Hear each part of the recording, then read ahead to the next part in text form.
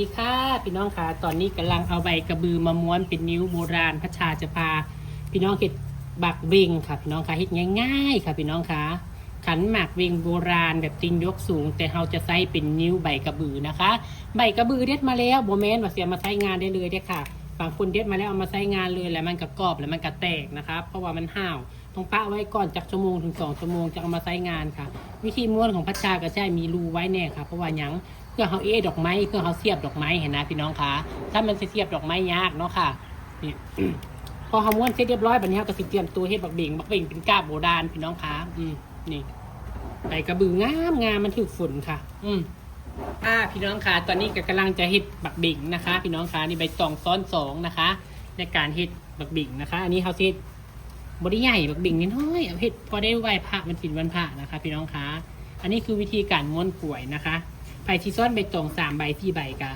แล้วแต่สะดวกเลยเด้อค่ะแต่พัชชาเรา2 ใบก็พอดีแล้วนะเพราะว่าใบตองมันหนาอยู่ตัดค่ะ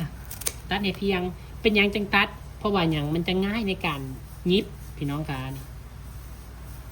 เวลาเรายิบสเต็ปเปอร์นี่มันง่ายเห็นนะถ้าเราโบตัดแล้วมันยาก4 ทิศ 4 ทางแบบง่ายๆค่ะวางซับวางกันนะนี่ค่ะให้ตรงกันนะนี่เด้อเวลาวางนะพี่น้องที่เซตแบบนี้เซตเรียบร้อยต่อไปพัชชาก็จะเอาใบกระบือที่พัชชาม้วนเป็นนิ้วโบราณไว้นะคะเย็บลงไปนะคะเราจะเห็นเป็นคือนิ้วโบราณนี่4 ทิศ 4 ทางคือการค่ะเวลาวางใบกระบือลงไปนิ้วใบกระบือกระไดบ่ต้องให้ขึ้นยาวหรือหมายถึงบ่ต้องให้โผล่ขึ้นยาวหลายค่ะนี่วางลงไปเลยมันก็จะเป็นสีแดงกับสีเขียวก็ตัดกันดีค่ะอันนี้พัชชาว่าจะดอกไม้สดนะคะพี่น้องหลังจากนั้นเราก็เอาตัวนี้มาทับเห็นบ่ทับไว้ตรงนี้เพื่อปกปิดรอยสเตปเปอร์รอยบสวยบงามและก็ให้นิ้วนี่อยู่แน่นนะคะไผ่บ่มีใบกระบือก็เอาใบตองเขียวเฮ็ดก็ได้หรือว่าสิเอาใบตองก้อยอ่อนก็ได้ค่ะแต่ว่าใบกระบือมันก็สิแปลกใหม่สุนเจ้าถือไปวัดเขาก็สิแนมนำสุนเจ้าได้บัดนี้ใบแห้งแดงๆให้เขาก็สิว่าพี่น้องนะคะเกล็ดแบบนี้เรียงกันลงมาเรื่อยๆค่ะจนกว่าเราจะได้ขนาดและก็ความใหญ่ความยาวตามที่ต้องการว่าเขาอยากได้จะกรีดจะกาดนะคะพี่น้องคะเวลาเย็บสเตปเปอร์ให้เย็บไล่ลงมาในนี้นะคะตอนนี้ก็เริ่มเป็นรูปเป็นร่างแล้วเด้พี่น้องเห็นเนี่ยเห็นปะเริ่มเป็นรูปเป็นร่างแล้วงามได้พี่น้องเฮ็ดตีนบักเบ่งหลายๆคนก็ยังเฮ็ดบ่เป็นอยู่เดี๋ยวพัชชาสิพาเฮ็ดแล้วก่อนพี่น้องหลายคลิปบางเทื่อก็บ่ได้เฮ็ดตีนให้เบิ่งตีนแบบโบราณขายกสูงนะบางคนก็เป็นแล้วแหละนะคะนี่ค่ะ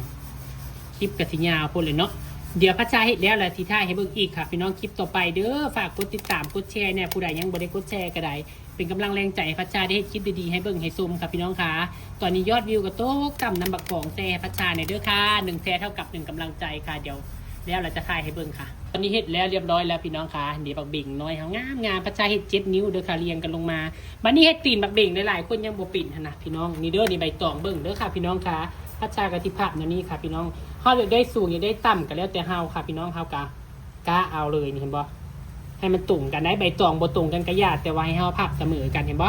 นี่พอพับแบบนี้แล้วเรียบร้อยแบบนี้เฮาก็ตัดออกส่วนเกินนี่พี่น้องนี่ค่ะตัดส่วนเกินนี้ออกไปเลยนี่ค่ะนี่เห็นบ่บัดนี้เฮากะเอามาแทบใส่บักเบ่งเบิ่งบัดนี้เอามาแทบใส่บักเบ่งเบิ่งว่ามันกว้างซำใดหั่นนะมันกว้างสำใดมันยาวสำใดมันไปพับตุ่มกันอยู่บนนี้เบิ่งก่อนทำบนตุ่มมันก็จะเป็นข้างต่ำข้างสูงได้เราก็สิมาเคียนแบบนี้นี่เคียนสตีนบักเบ่งไว้นะนี่ก่อนแต่เฮายังบดเย็บไปเลยได้การให้เย็บไปเลยเนี่ยมันจากเบี้ยวได้นี่เคียนไว้ให้เฮาหูว่ามันฮอดประมาณจุดนี้เนาะถ้าประมาณจุดนี้เฮาก็เอาออกแบบนี้เดี๋ยวแล้วกระตัดนี่ออกส่วนเกินนี่เห็นบอกแล้วกระใส่สเตปเปอร์เย็บให้ติดกันก้อนแล้วเราจะเอาไปสวมใส่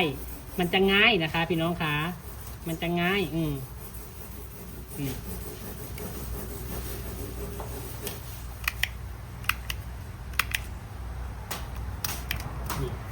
จากได้แบบนี้แล้วแบบนี้เราก็เอามาสวมใส่พี่น้องให้ดีสวมใส่เรากระโบให้มันแน่นเป็นไรถ้ามันแน่นแล้วมันสิสวมยากเห็นดิมันก็จะเข้าแก๊ปพอดีเลยหลังจากนั้นเราก็ใช้ตะปูเสียบล็อกไว้ให้เรียบร้อยค่ะเรียบร้อยกับประมาณนี้ค่ะเดี๋ยวพัชชาจะดอกไม้เนาะค่ะ เด็กดอกไม้แล้วจังมาเบิ่งนำกันค่ะพี่น้องว่าจะงามอยู่บ่อนเนาะค่ะพี่น้องคะบักเบงนิ้วโบราณใบกระบือค่ะกดแชร์พัชชาในเด้อพอสิได้มีกำลังใจในถ่ายคลิปดีๆให้พี่น้องได้เบิ่งได้ชมจ้าสวัสดีค่ะพี่น้องค่ะเสร็จเรียบร้อยค่ะขันหมักเบงตีนยกสูงแบบโบราณค่ะนิ้วโบราณใบกระบือด้วยดอกรักสีม่วงสีแสกนะคะเป็นอย่างจังหวะรักสีม่วงสีแสกเพราะว่าพัชชา